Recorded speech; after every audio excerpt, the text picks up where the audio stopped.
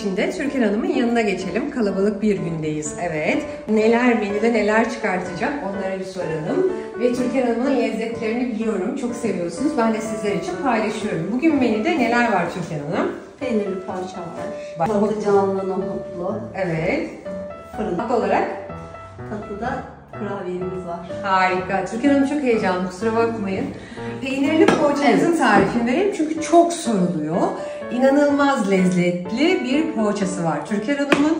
Su bardağı süt, 1 su bardağı su, yarım sıvı yağ, 1 tane yumurta, 1 paket maya, aldığı kadar un. Hepsini sizler için paylaşıyorum şu anda. Liste olarak geliyor. Yoğuruyoruz, içine peynir koyuyoruz ve fırına atıyoruz. Aynen. Afiyet bal olsun.